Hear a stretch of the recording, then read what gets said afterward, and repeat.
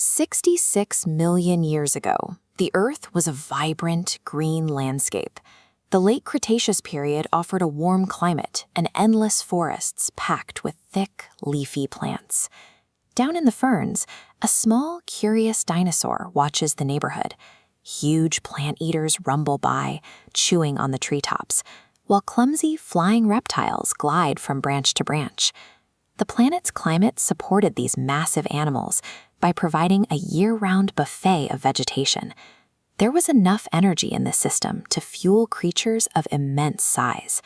For millions of years, the environment rewarded being as huge as possible. Because they could reach the highest branches and safely digest vast amounts of plants, the giant dinosaurs remained the undisputed rulers of this stable playground. Then, the sky begins to change.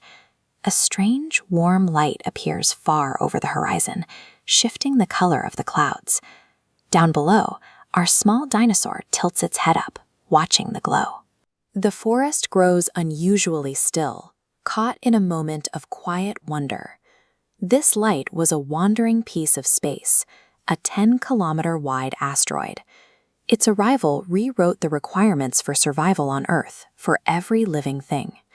Over the horizon, there is a soft flash of light, followed by a sweeping breeze and a deep, rolling rumble through the ground.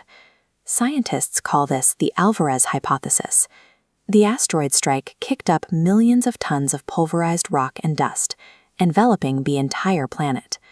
This global dust blanket acted like a giant shield, blocking the sun's rays, turning the world dim and cold. This image shows the physical proof of that dust blanket, which geologists call the KPG boundary. The thin, light-colored layer of clay sandwiched between the darker rocks is the actual space dust that eventually settled back to Earth. The long, cold, and dim winter created by this dust blanket posed a much greater threat to life than the initial crash. Without sunlight, the plants could no longer grow. Their green leaves withered, dried up, and fell to the forest floor. This triggered a collapse in the food chain. The giant plant-eating dinosaurs suddenly found themselves without the massive amounts of vegetation they needed to survive. As the plant eaters struggled, the giant meat eaters also lost their primary food source. Our small dinosaur looks up at the dimming sky above as the environment transitions into a quiet stillness. The world became too dark and too barren to feed creatures with such high energy requirements, bringing the age of the giants to a quiet close. Eventually, the dust settled, the clouds parted, and the first rays of sunlight hit the forest floor. The earth wasn't empty. Down at the surface, small, furry mammals were poking their heads out of the ground, blinking in the returning light. These animals possessed a biological advantage. They were burrowers. By digging deep into the soil, they stayed safe and warm underground while the surface endured the freezing winter. This diagram shows another group of survivors, small birds.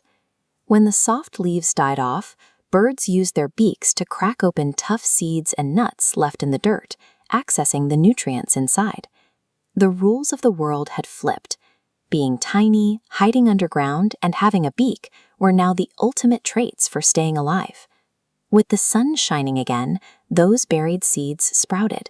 Green shoots pushed up through the dirt, and the landscape began to recover. Life rebounded. The tiny mammals and birds adapted to the fresh vegetation, claiming this new world as their own. These resilient survivors are the ancestors of the animals we see today. They are the great-grandparents of the furry creatures in our woods and the birds in our backyards. In just a few thousand years, ecosystems began to rebuild around these new specialists. Even after a catastrophic global change, life continues in new and resilient forms.